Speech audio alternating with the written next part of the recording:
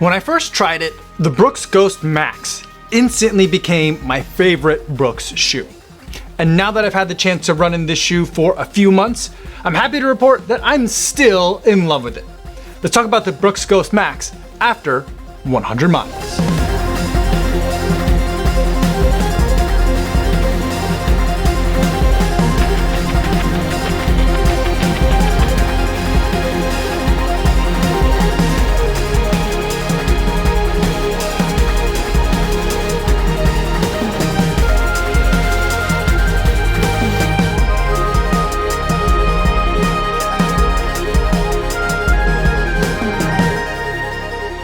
Yo, what's going on? My name is Kafuzi and I'm a non-elite runner who reviews running shoes here on YouTube. And today I'm going to talk to you guys about the Brooks Ghost Max after 100 miles. But before I give you my thoughts on this shoe and how it's held up over time, I do want to go over some disclosures. This is a pair of running shoes that Brooks sent to me for the purpose of review, so I didn't have to pay for these shoes. However, nobody's paying me to make this video or to include their shoe in this video, and no one's going to get a chance to preview any of my footage or my thoughts before you guys get a chance to see this video on YouTube. So with that disclosure out of the way, let's talk about the Brooks Ghost Max after 100 miles. And for these long-term update videos, I do it a little bit differently than my initial reviews. For this update, I'm going to talk about how I've been using this shoe over the last 100 miles of running in it.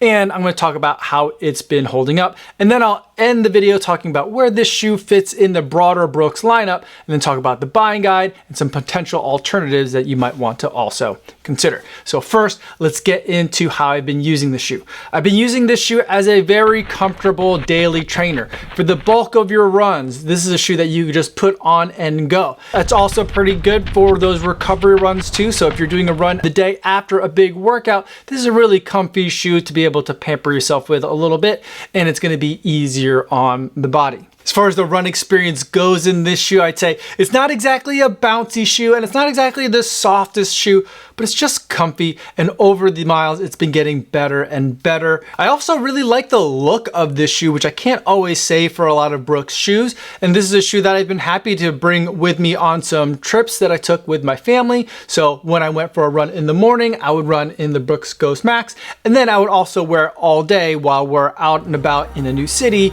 doing our touristy family stuff. It was really great and comfy for that use as well.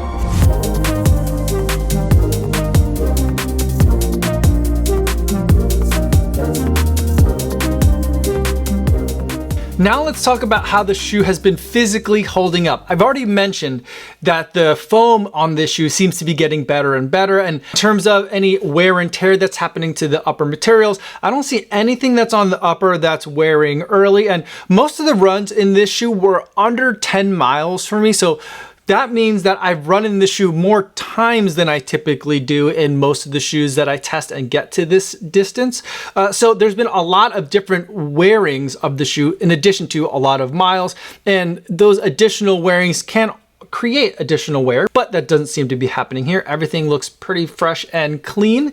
I will note though that the shoe smells a little bit more than some of my other shoes do. So there's something about this material I think that's holding on to some of that sweat and odor a little bit more than some other more breathable shoes might, but that's really the only one downside that I could say about this shoe after 100 miles is that it kind of smells like a 100-mile shoe. And as far as the outsole though, that is where we're starting to see some of the most visual and physical signs of wear. Now, there's some exposed foam here on the midsole, and that's getting scuffed up and it doesn't look so great, but that's purely visual. It's not affecting the run experience at all, and I don't think that's going to be a source for early degradation or early retirement of these shoes. But the rubber does give me a little bit of concern. Now, they started off with less rubber than a Brooks shoe might normally start out with. Brooks is known for having extra chunky, extra durable, more rubber than it needs, in my opinion, outsoles. And so this is quite a departure in that they had kind of like a normal amount of rubber on the outsole, or even like kind of a little bit less than what you might normally see on a daily trainer.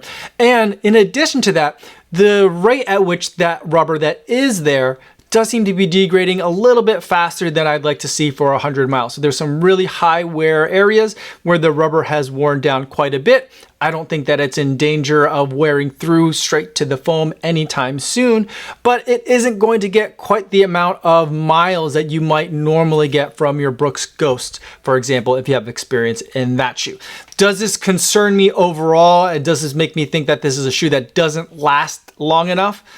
I think it's gonna last a fine amount of time. By the time that the foam starts to really flatten out and lose its usable life, I feel like the rubber will pretty much be at the end of its usable life at the same time. So I'm not too concerned, but for those of you who really wanna get an extra high number of miles out of your shoes, the Brooks Ghost Max might not be for you. All right, now let's wrap up the video by talking about where this Brooks Ghost Max fits within the broader Brooks lineup, and then we'll also get into the buying guide and some alternatives. Now, whenever I'm trying to understand a brand, I always try to identify what's the daily trainer, the shoe that you're supposed to use for that everyday, just kind of run-of-the-mill run. I'll start there, and that helps me understand the rest of the shoes in the lineup.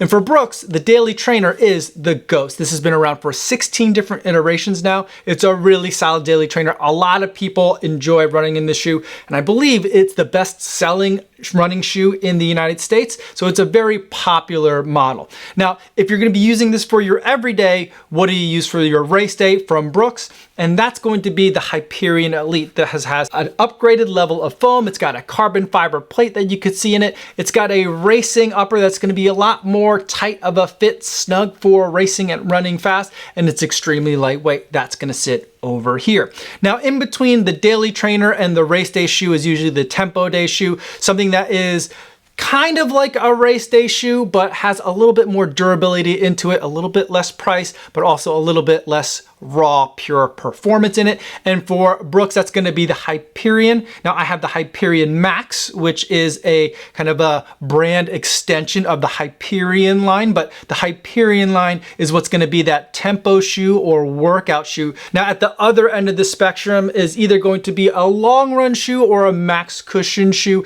And for Brooks, they have the max cushion shoe of the Glycerin. This is kind of like a daily trainer, but it's something that's a little bit more comfy than the daily trainer, a little bit more plush. Now, where the Brooks Ghost Max fits into all this is kind of like the Hyperion Max that I was just talking about. The Brooks Ghost Max is an extension of the Ghost itself. So you can either use the Ghost Max or the Ghost if you're looking at a Brooks lineup. They're kind of similar shoes, but they offer slightly different things. The Ghost Max is a little bit more cushioned, a little bit more relaxed. I find it to be a little bit more modern and updated of a shoe. The Brooks Ghost, the regular Ghost, delivers the same consistent Brooks Ghost experience that people who are familiar with the brand and this shoe have come to love. So they can kind of like have this shoe and keep people that have been enjoying it happy. But then you also have the Brooks Ghost Max, a brand extension, something that is a little bit more on the comfy side, and that's where this shoe fits within the broader lineup. Now let's get to the buying guide and some alternatives that you might want to consider for the Brooks Ghost Max. The Brooks Ghost Max retailed for $150, and even now, several months later after its release, it's still looking like it's going to be retailing at $150. And I feel like for what you're getting on this shoe, it's kind of an expensive price. It's $10 more than the Brooks Ghost, for example. I'd love it if the Brooks Ghost Max could come in at $140 as well. But let's take a look at some of the competition and see where those prices stack up. When I think about the Brooks Ghost Max, I'm always thinking that, like, I really wish that this would just be the Brooks Ghost. For years, I've been wanting the Brooks Ghost to change because it's a shoe that I know a lot of you guys love, but it just doesn't work for me, and it feels very dated in a lot of ways. And I feel like the Ghost Max is a modern take on what the Ghost has always provided. And that reminds me of another shoe that went through a similar kind of transformation, and that's from Asics. It was the Nimbus.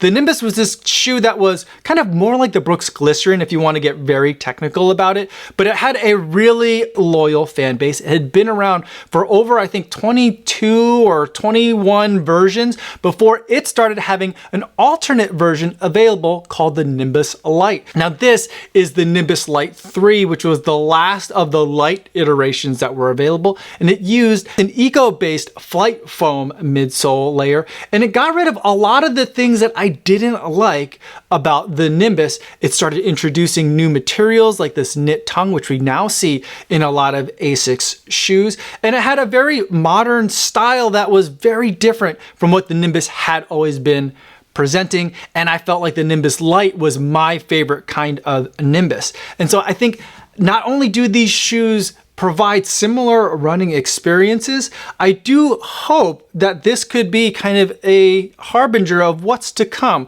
with the Brooks Ghost Max, although ultimately I think it's probably going to stay as two separate lines. But I would love to see kind of like a merging of the Ghost and the Ghost Max, with more heavy favor going to what's available currently in the Ghost Max, because we went from the Nimbus Lite 3 to the Nimbus 25 and now the Nimbus 26, which is now a shoe that I'm really enjoying compared to some of the earlier versions of the Nimbus that had a lot of the kind of old tech at ASICS that I didn't love so much. And instead now we have FF Blast Plus Eco in this shoe, which is really nice and comfortable and soft. And there's a bunch of it. It's a much taller shoe than the Ghost Max. And overall, I feel like this shoe is definitely like just a much bigger shoe. There's more of everything to it. There's more foam, there's more cushion, and there's a lot more padding all over this heel cup. So it's a very plush and kind of extra and jumbo experience compared to the Brooks Ghost Max. But I feel like these two shoes are worth considering, because if you're running in the Brooks Ghost and looking for something that's much more comfortable, then I think either the Ghost Max or the Nimbus 26 are going to be interesting options for you to take a look at. And right now the Nimbus 26 comes in at $160, so $10 more than the Brooks Ghost Max. So it'll be interesting to see what Brooks does with their regular versions and their Max versions, like the Ghost and Ghost Max, or the Hyperion and the Hyperion Max. Maybe years from now, those lines end up re-merging together, or maybe they fork into even more different kinds of iterations. But for now, the Ghost Max is definitely my favorite Brooks Ghost, and it's also currently my favorite Brooks. So it's a shoe that even after 100 miles, I've been really enjoying, and I hope you guys get a chance to test it out as well. So those are my thoughts on the Brooks Ghost Max after 100 miles. Let me know in the comments if you have any other questions, or better yet, stop by the live stream that I do Mondays and Thursdays over on the Kofuzi Run Club channel. I'd love to talk to you guys over there in the chat. That's all I have for today, everybody. Thanks so much for making it all the way to the end of this video. Hopefully you guys are staying safe out there on your runs, and I'll see you in the next one. Yo, what's going on?